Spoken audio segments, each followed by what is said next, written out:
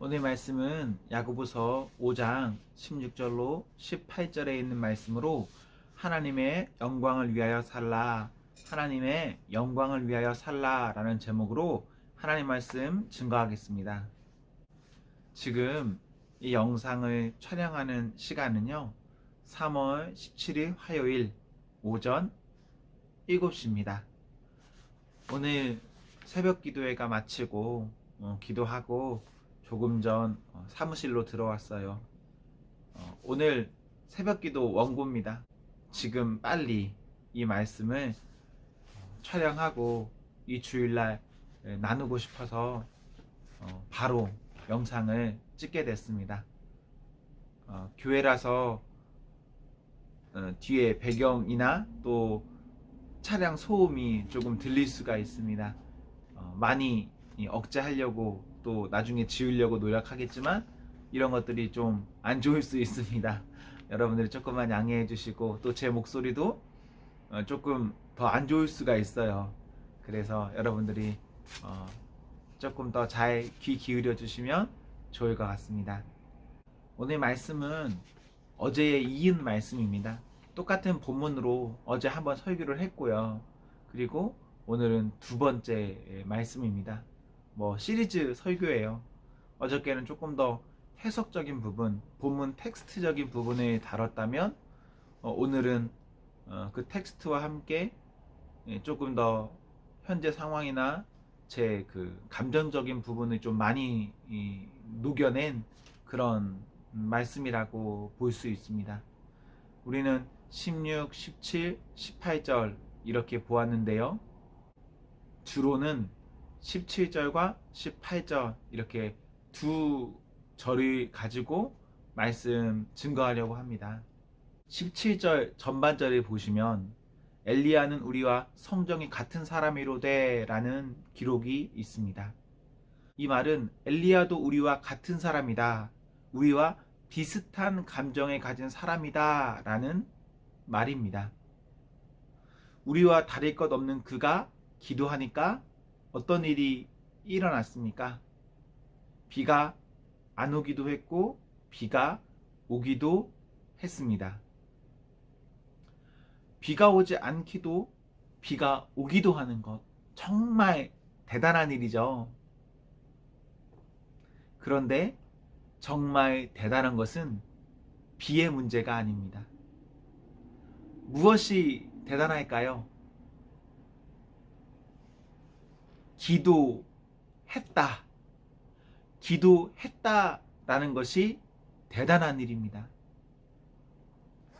엘리야가 비를 가지고 기도했을 때 이 기도는 정말 어려운 기도입니다.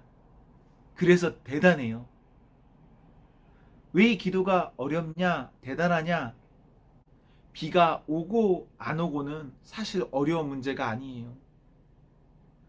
이 기도로 인해서 엘리야가 겪을 고난이 크기 때문에 그렇습니다. 사랑하는 청년 공동체 여러분, 만약 내 기도로 내가 어려움을 당한다면 우리는 그 기도 할 수 있을까요? 여러분은 기도하시겠습니까? 안 하시겠습니까? 엘리야는 우리와 성정이 같은 사람인데 그는 기도했습니다. 열왕기상 17장에서 18장에 있는 말씀을 보시면 오늘 본문을 자세히 기록하고 있습니다. 엘리야는 비를 놓고 기도했고 이 기도 때문에 자신이 살던 곳에서 떠나 도망하여 요단 앞 그릿 시냇가에 숨어서 살게 됩니다. 여러분, 그릿 시냇가 이야기 아시나요? 까마귀가 먹을 것들을 물어다 주는 그런 이야기요. 그 이야기만 놓고 보면 매력적일 수 있죠. 그런데 그거 엘리야가 기도했고 기도의 결과로 내가 있던 곳에서 있을 수 없어서 도망쳐서 그곳에 가게 된 겁니다. 엘리야가 기도했을 때 이런 결과가 있을 것이란 것 알았을까요? 몰랐을까요? 아무리 못해도 엘리야는 이 기도로 인해서 자신이 큰 어려움을 겪을 것이라는 것을 알 수밖에 없습니다. 왜냐하면 비, 농작물의 번영을 주관하는 어떤 신이 있는데 그 신이 바알이라는 신입니다. 당시 왕은 아합 왕인데 아합이나 그 왕후 이세벨은 바알이라는 신을 믿는 사람들이었어요. 그런데 왕 앞에 가서 비가 내리지 않는다라는 좋지 못한 소식을 전한다라고 생각해 보세요. 특별히 비라는 것은 왕이 믿고 있는 신이 주관하는 것인데 그 모든 것들을 부정하고 이제 비가 안 옵니다 라고 전한다고 생각해 보세요. 그 이후에 어떤 일이 벌어질까요? 우리는 알 수 있어요. 아직 이 일이 일어나지 않았다 하더라도 그냥 생각만 해도 알 수 있어요. 그런데 엘리야는 기도합니다. 엘리야가 왜 기도했을까요? 뻔히 어려움이 예상되는 일에 왜 기도했을까요? 하나님의 영광을 위해서, 하나님 나라를 위해서 기도했습니다. 자신의 무엇인가를 위해서, 나의 어떠한 유익과 만족을 위해서 기도한 것이 아니라 하나님의 영광과 하나님 나라를 위해서 하나님께서 원하시는 것이 있기 때문에 엘리야는 기도했습니다. 사랑하는 성도 여러분, 우리는 우리의 기도가 나의 무엇과는 상관없이 하나님의 영광을 위하여 할 수 있습니까? 엘리야는 어려움이 있다 할지라도 기도했습니다. 쉽지 않은 것 압니다. 저도 잘 못해요. 그리고 우리 모두가 자유하지 못할 겁니다. 그런데 그럼에도 오늘 한번 그렇게 기도해 보시면 좋겠습니다. 하나님, 저의 어떠한 유익과는 상관없이 하나님의 영광을 위하여 오늘은 그리고 앞으로는 그렇게 기도하며 그렇게 살 수 있게 도와주세요. 힘주세요. 이렇게 하나님의 은혜와 능력을 간구하는 기도를 해보시면 좋겠습니다. 하나님께서 엘리야에게 말씀하셨고 엘리야는 엘리야 자기 자신을 위한 기도로 기도하지 않고 우리와 성정이 같은 사람임에도 불구하고 하나님의 영광을 위하여서 하나님이 원하시니 기도하였습니다. 엘리야는 어느 수준으로 기도했을까요? 얼마큼 기도했죠? 17절 중반절에 보시면 간절히 기도했습니다. 이 말은 열심으로 전심으로 뜨겁게 기도했다는 것입니다. 나의 어려움이 확실시 됨에도 불구하고 하나님의 영광을 위하여 간절히 기도했습니다. 저는 오늘 이 말씀을 보는데 죽으면 죽으리라 라는 말씀이 떠올려졌습니다.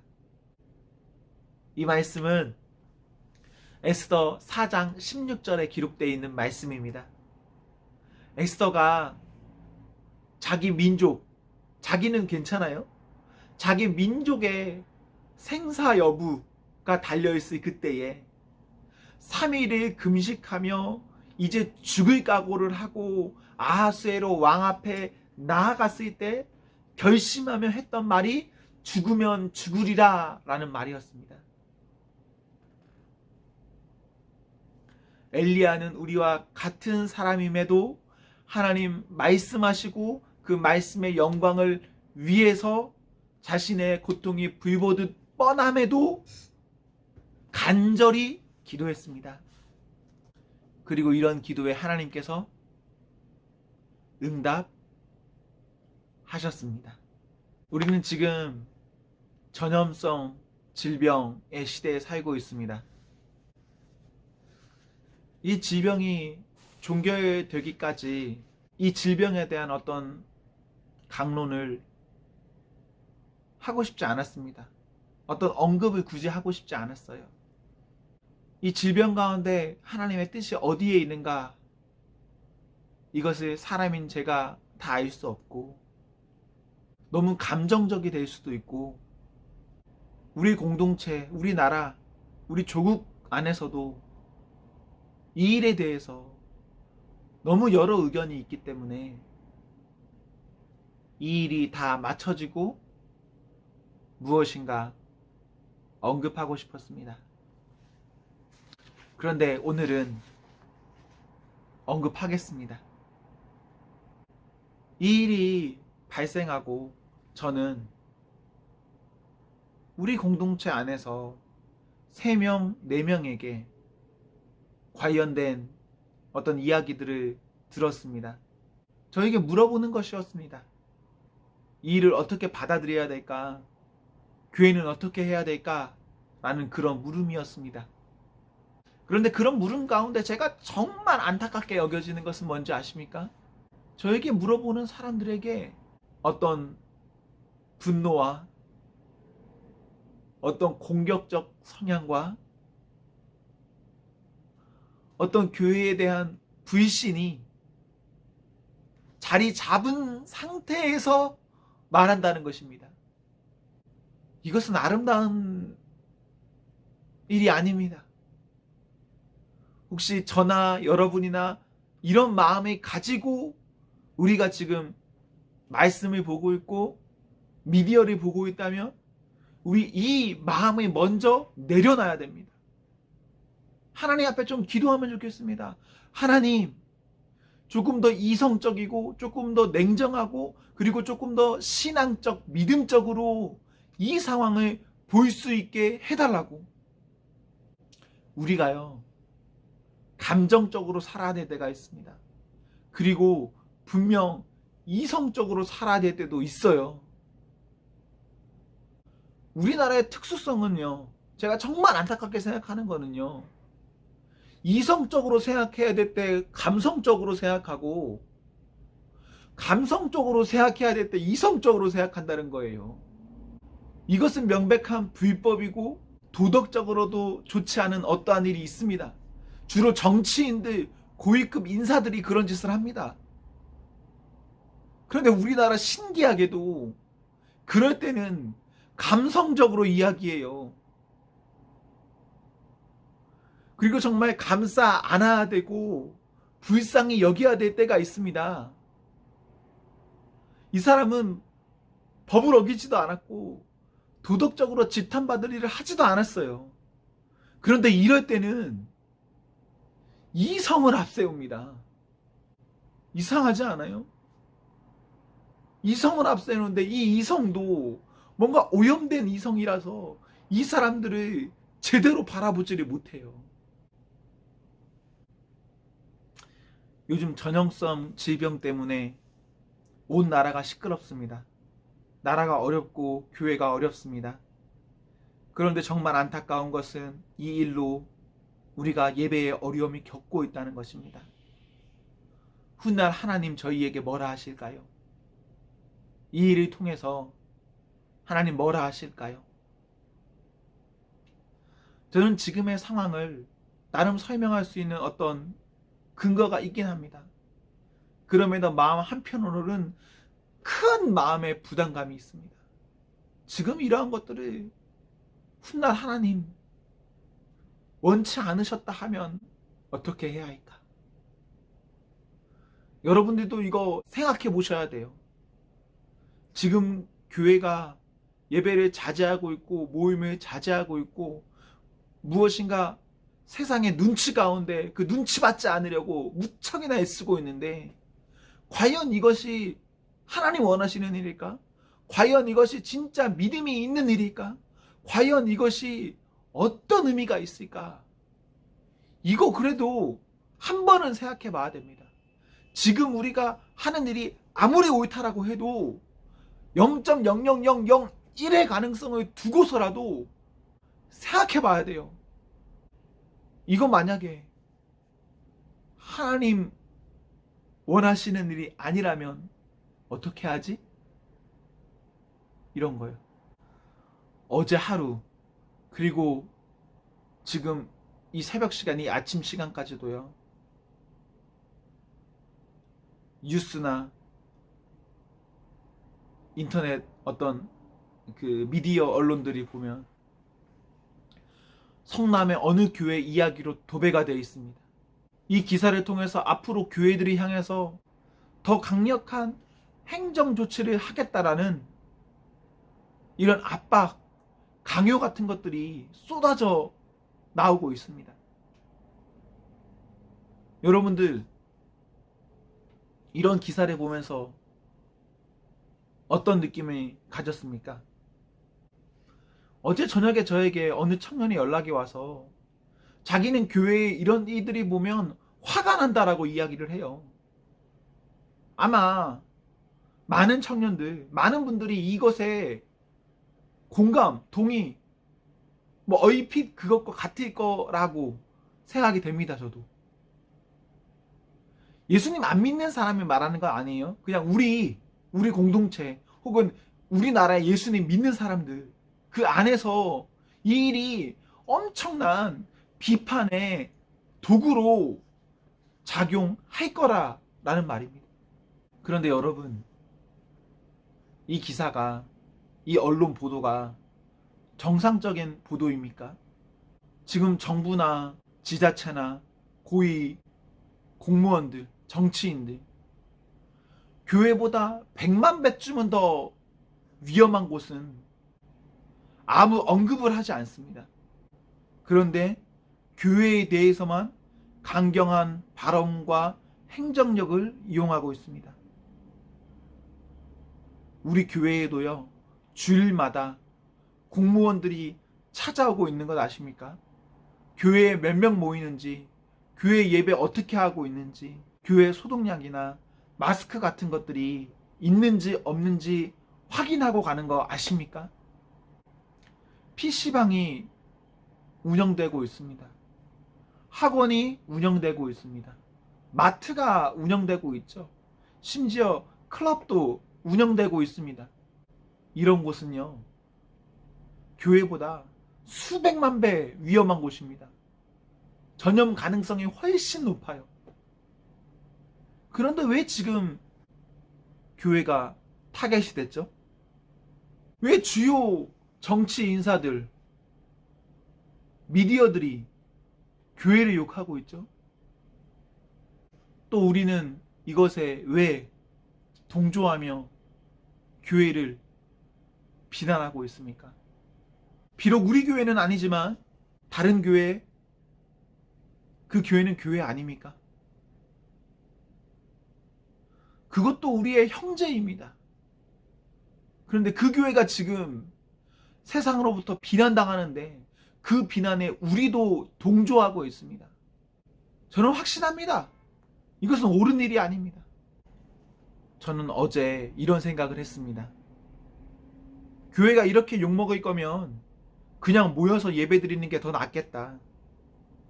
자발적으로 엄청난 희생과 결단, 노력을 하고 있는데 교회가 처음부터 좋게 하니까 오히려 세상이 교회를 향해서 더 악하게 요구한다. 마치 교회가 호구라서 호구에게 더 호구짓하라고 요구하는 것 같다. 이런 마음에 너무 많이 들어요. 성남에 있는 그 교회 기사 중에요, 이런 기사도 있었습니다. 그 교회는 새벽마다 모여서 울부짖는 교회였다. 새벽에 모여서 눈물 흘리면서 기도하는 것, 주여 주여 주여라고 외치면서 기도하는 것, 그것이 욕먹을 일입니까? 그럼 우리 교회는요? 우리 교회는 새벽에 그렇게 안 합니까? 우리 교회는 금요일에 그렇게 안 하나요?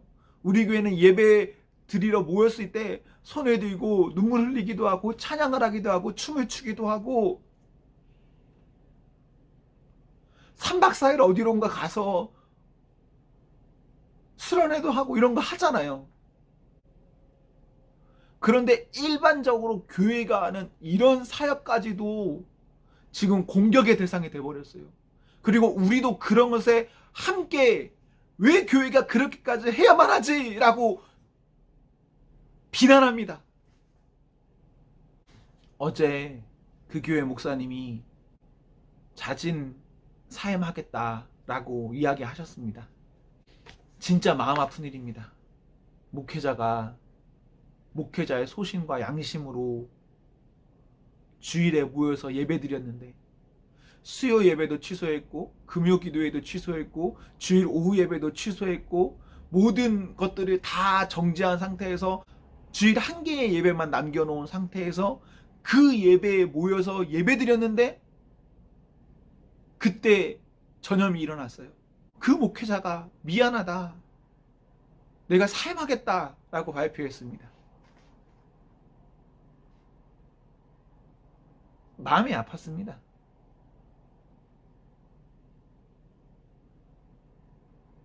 우리라도 좀 다르게 생각하고 다르게 말해줘야 되는 거 아닌가요? 우리 같은 식구예요. 같은 팀입니다. 악한 것을 악하다 라고 말하는 거 당연해요.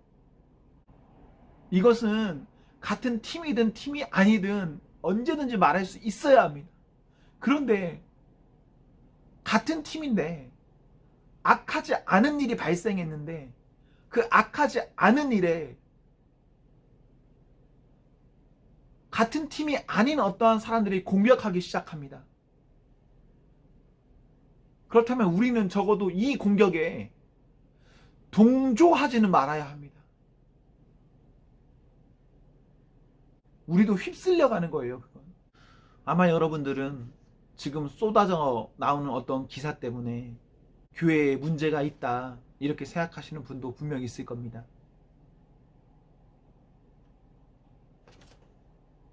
아닙니다. 우리 조국교회의 교회들은 지금 무척이나 큰 결심과 노력으로 이들을 열심히 대처하고 있는 중입니다.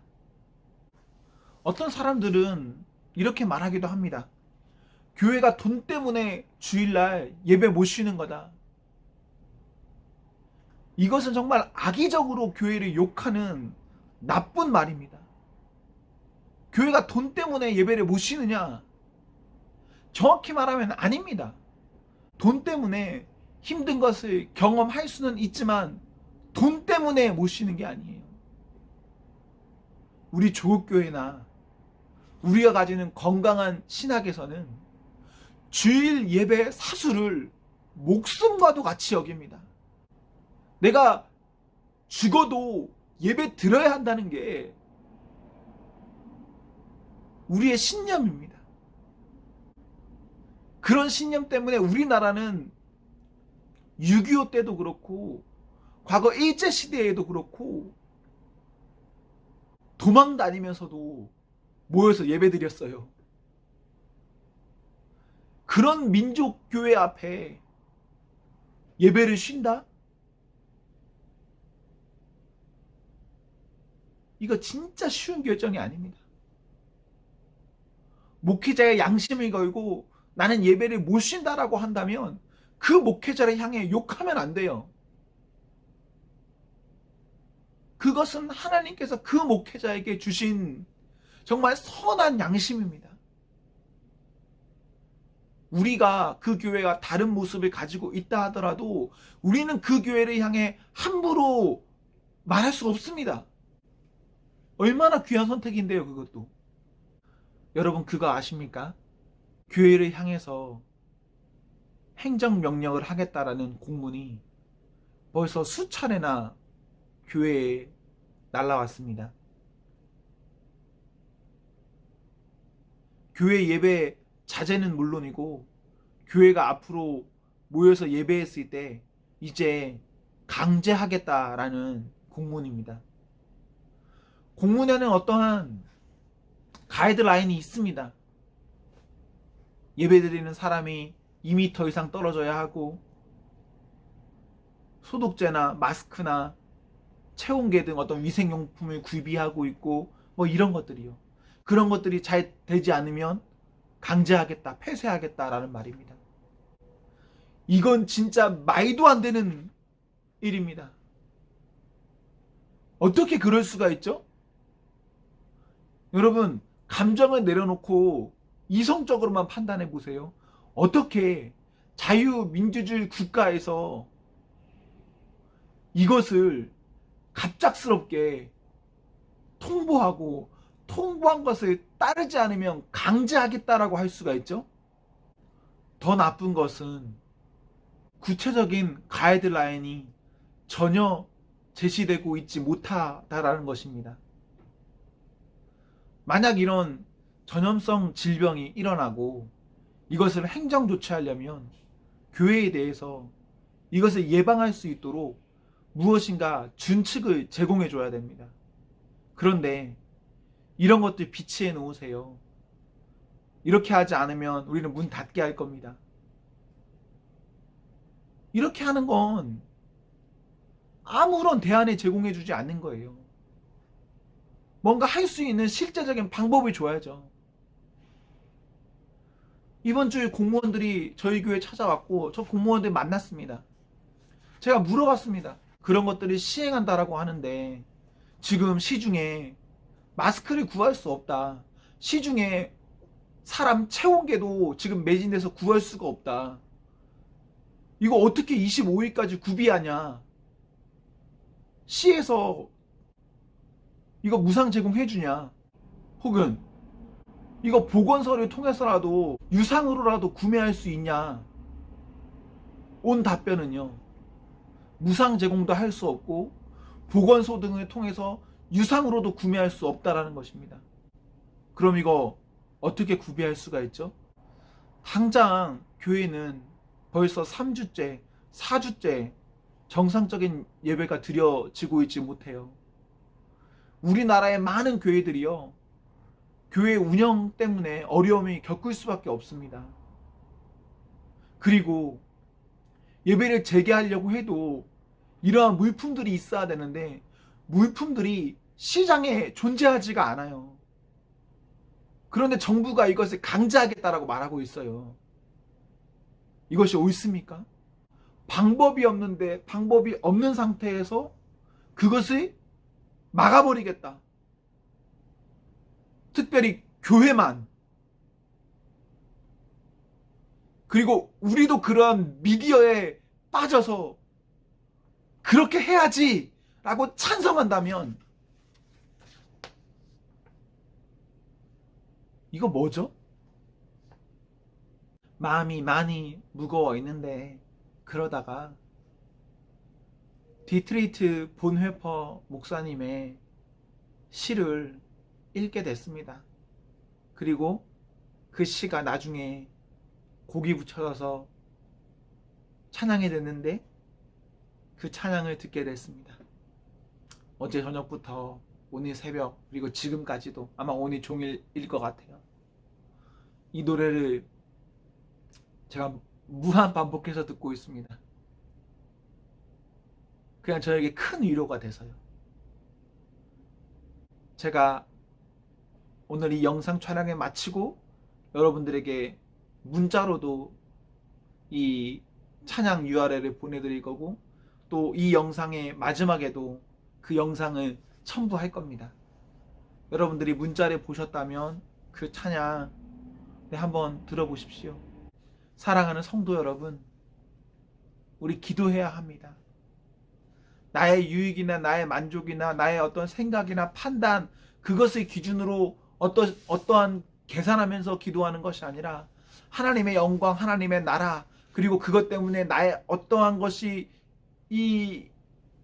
다운된다 하더라도 그것을 초월한 기도, 정말 간절한 기도 그것이 저희에게 필요합니다. 엘리야는 우리와 성정이 같은 사람이로되 그가 하나님께 간절히 기도했을 때 하나님 응답하셨습니다. 지금 우리가 어쩔 수 없는 이 상황에 처해 있습니다. 하나님이 질병을 속히 해결해 주시옵소서. 기도해야죠. 기도하십시오. 그 기도 가운데 저는 하나님께서 응답해 주신다라고 믿습니다. 우리가 기도해야 됩니다. 우리가 이럴 때일수록 더 열심히 해야 합니다. 그리고 사랑하는 성도 여러분, 우리 교회와 조국 교회를 놓고 기도해 주십시오. 큰 어려움 중에 있습니다. 우리가 함께 해야죠. 남의 이야기가 아니에요. 도와주세요, 여러분.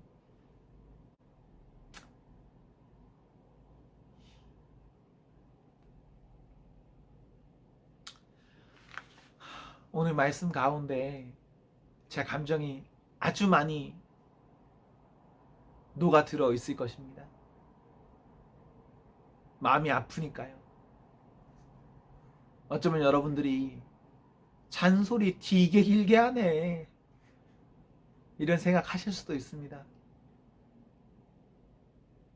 또 어떤 분은 아예 꺼버렸을 수도 있죠. 그런데 작은 가능성 하나를 놓고라도 이 문제 여러분이 기도해 주십시오. 함께 해주세요. 하나님의 영광을 위해서 사는 그런 예수 그리스도의 청령 공동체가 되기를 주님의 이름으로 기원합니다. 아멘. 사랑하는 성도 여러분, 행복하십시오. 성령 충만하십시오. 아멘.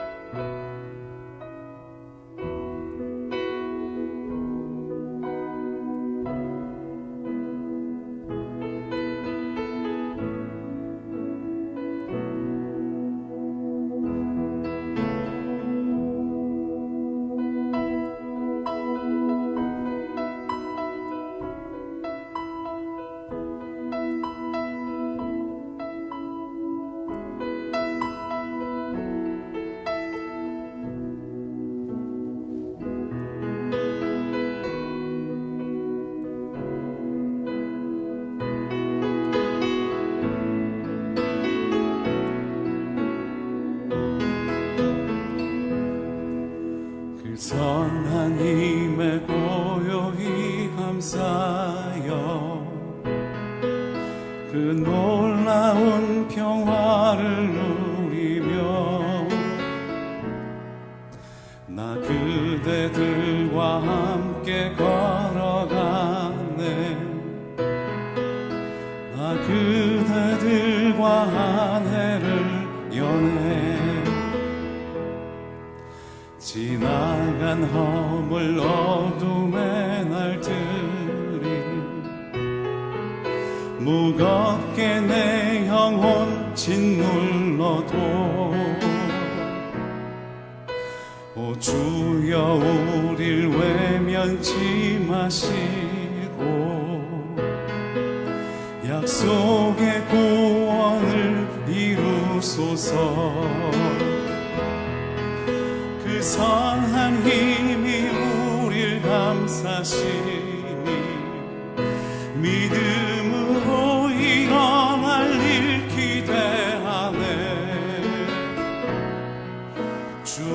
언제나 우리와 함께 계셔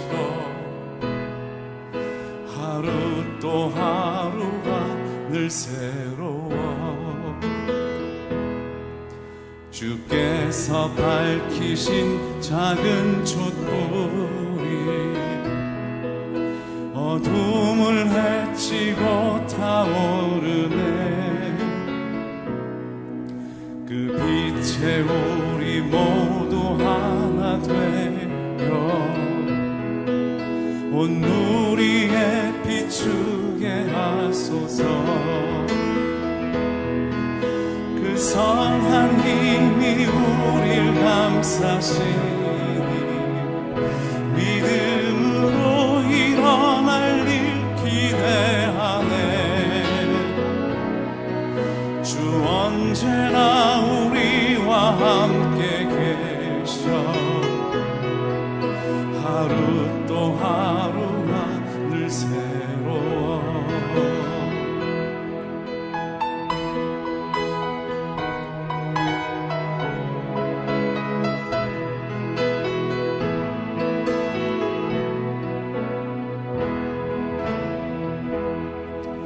이 고요함이 깊이 번져갈 때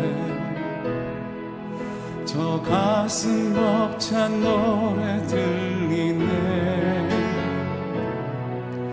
다시 하나가 되게 이끄소서